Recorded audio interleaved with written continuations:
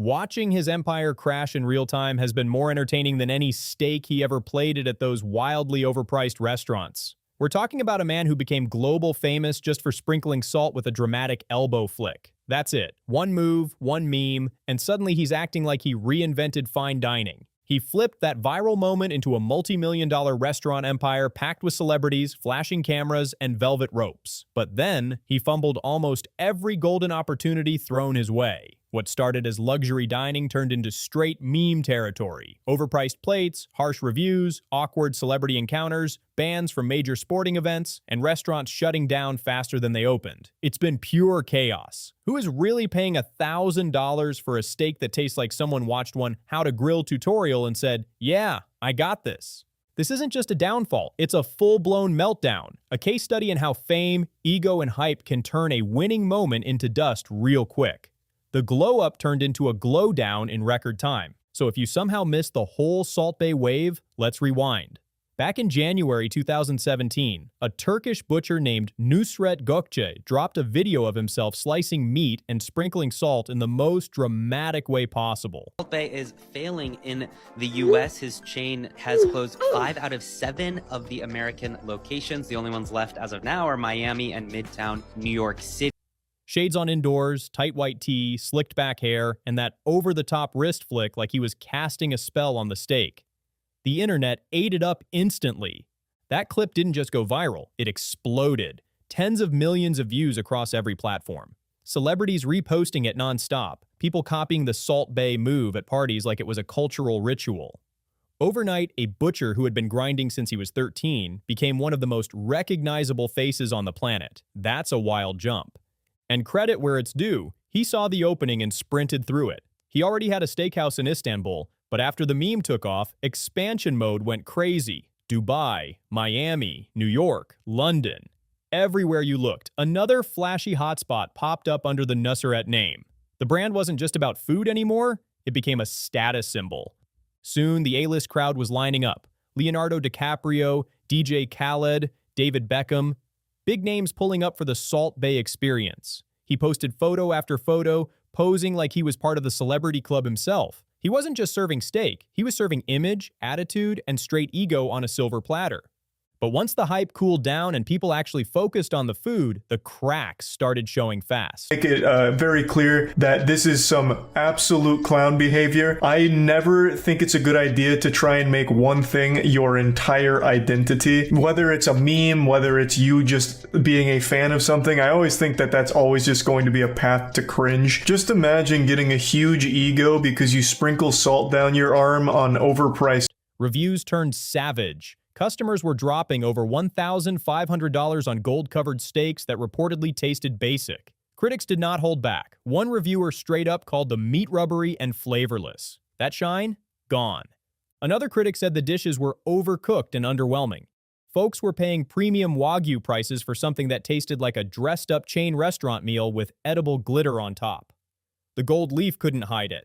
And the prices, not just high, disrespectfully high. Imagine $135 for a burger, $15 for a soda, and then the big one, a jaw-dropping 37,000 pounds bill at his London location. Instead of keeping that quiet, he proudly posted the receipt online like it was a trophy. But the internet was not impressed. People called him tone-deaf. Comments poured in saying, "How do you brag about charging enough to feed a small village while people are struggling with rent?" The optics were rough, and instead of easing up, he doubled down. More flashy receipts, more flexing, like he thought he cracked the code to luxury dining, when critics were saying it was mostly show. Then things got darker. Former employees started speaking out, and it wasn't pretty. Allegations of wage issues, discrimination, and a toxic work culture started surfacing. The closures are framed as part of a pivot to focus more on international markets where growth might be easier.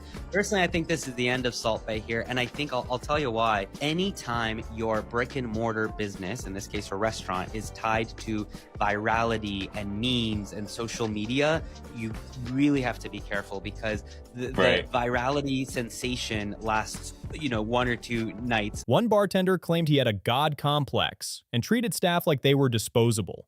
Others said tips were withheld and people were fired over minor issues. That's when the brand image really took a hit.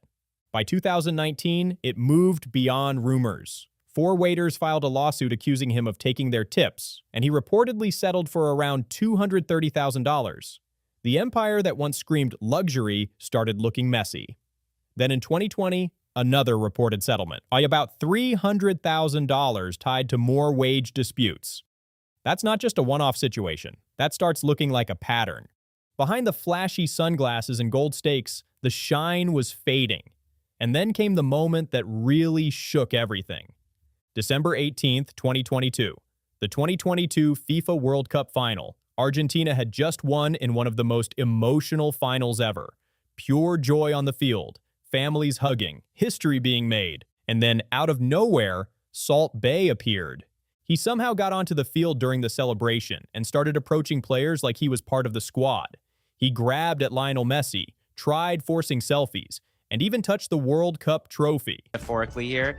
And so if you're trying to build a long-term 5-year, 10-year, 20-year restaurant business, you're gonna have to kind of figure out how can you not just be a viral sensation. He lasted longer than he should have, maybe. I mean, I just Googled him and it says, it was one video. I mean, and that was 2017, like it's 2025. I mean, bro, you had your run. Messi looked visibly uncomfortable, pulling away, but Salt Bae kept pushing for photos. It was awkward. It was cringy. And every camera in the stadium caught it. That clip spread just as fast as the original Salt video, but this time the reaction wasn't laughter. It was backlash. People were asking how he even got access in the first place and why he was acting like he earned that moment. From meme king to public embarrassment, that shift was brutal. The internet exploded. Those clips went super viral in minutes. Fans were heated. People could not believe a restaurant owner inserted himself into one of the most sacred moments in sports history. It wasn't just awkward, it felt disrespectful, and FIFA did not brush it off. They launched an investigation to figure out how he even stepped onto that field. The backlash was instant, brutal, and career-shaking. After that World Cup mess, the consequences hit fast. Salt Bae was banned from the 2023 U.S. Open Cup final, and reports claimed several sports organizations quietly blacklisted him. His image flipped overnight. He went from viral salt sprinkle icon to a clout chaser who hijacked Argentina's victory for selfies. The scandal started.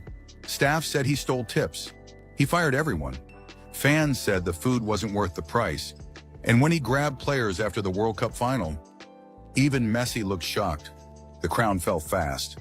Fame didn't save him. That's a wild fall. The memes were ruthless. People roasted him nonstop, calling him desperate for attention. They said he couldn't even let champions celebrate without making it about himself. And the part that made it worse? No real apology, no clear accountability. He acted like everyone was overreacting, and that only made the heat stronger. From there, the empire started cracking. What once looked unstoppable began crumbling piece by piece. His UK business reportedly showed a $5 million loss. Profits at the London flagship dropped hard, nearly 50%. Then the shutdowns rolled in. New York, Boston, Dallas, Las Vegas, Beverly Hills, lights off. In just a few years, the guy who had restaurants lighting up every major city was suddenly fighting to keep the doors open.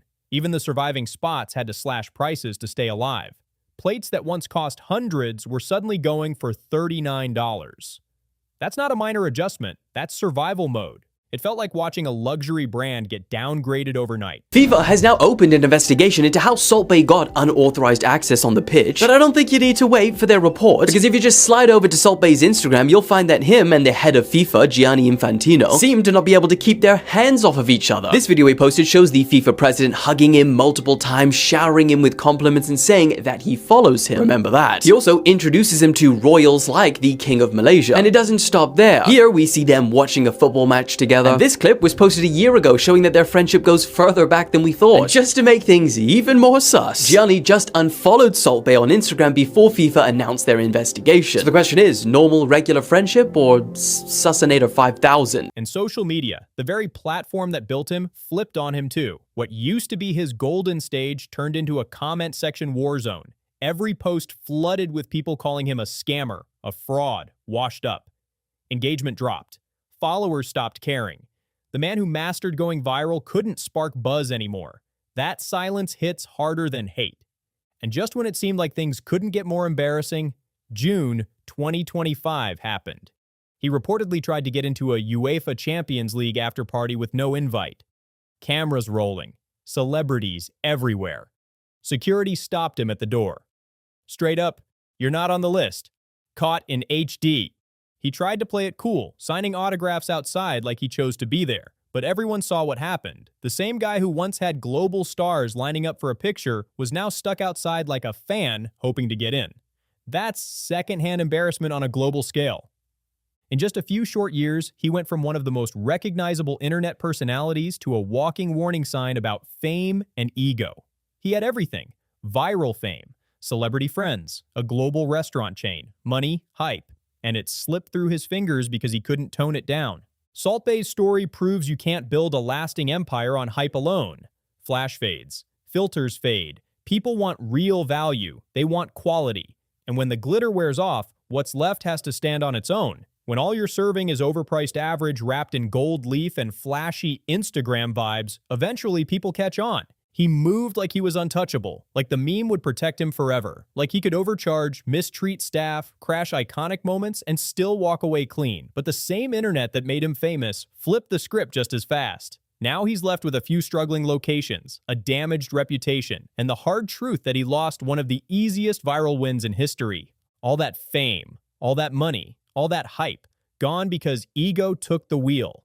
If he had stayed humble, focused on real quality, respected his team, and stopped chasing attention, he might still be running the game today. People would still be lining up. The name would still carry weight. Instead, it turned into a cautionary tale. Fame fades fast when you forget why people cared in the first place. So what do you think? Did Salt Bae get what was coming? Or could he still flip the script and make a comeback? Drop your thoughts down below. And if you enjoyed this breakdown, like, subscribe, share, drop your comments down below, and I'll see you on the next one.